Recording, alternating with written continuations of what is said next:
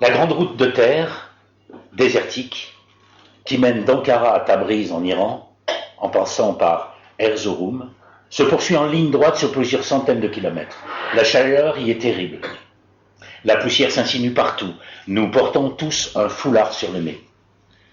François m'a élu comme compagnon de route depuis son sauvetage à Istanbul. Aujourd'hui, il se tient à mes côtés. Je conduis avec plaisir, sans état d'âme, essayant de ne pas trop m'approcher du véhicule devant moi qui soulève une poussière jaune masquant ma vue. La piste n'est pas très large. Nous avons croisé des quantités de camions, des caravanes de chameaux, des troupeaux de brebis et de chèvres conduits par des gamins qui surgissent sur les pistes, loin de toute localité, habillés de gris et poussiéreux, les pieds enveloppés de toiles grossières retenues par de la ficelle.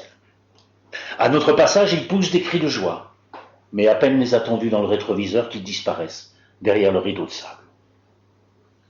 Au loin, parfois, des nomades avec des campements de toile forment une ligne noire sur des kilomètres. La piste est à présent moins fréquentée. François regarde le soleil qui se couche par la fenêtre de son côté. Ses cheveux longs bouclés, environnés de poussière dorée, et son nez busqué, lui font une silhouette de Christ. Le van est bruyant. Le moteur donne dans la cabine. Depuis la Turquie, nous avons dû l'arrimer à l'aide d'un tube d'acier et de chambre à air défectueuse, car lors du passage d'un gué, Jean-Claude qui conduisait était arrivé trop vite sur l'obstacle. Sous le choc, le moteur avait quitté ses blocs de suspension et était tombé à terre. Il est maintenu à l'horizontale de la boîte de vitesse par cet assemblage.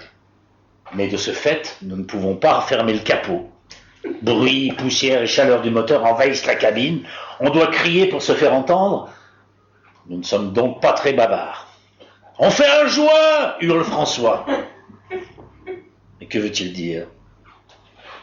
Curieuse manière de me dire qu'on est bien ensemble, qu'on s'entend bien. Je le regarde en secouant la tête d'un air engageant. François a un sourire de commisération. Il allume alors une cigarette en forme de papillote qu'il a roulée lui-même. J'allume une de ces infâmes cigarettes turques. Crasseux et dégoulinant de sueur, nous gardons le silence tout en tirant sur nos clopes. Passé un petit moment, je me sens bizarre. Serait-ce ma cigarette au tabac bon marché? Dégoûté, je la jette par la fenêtre.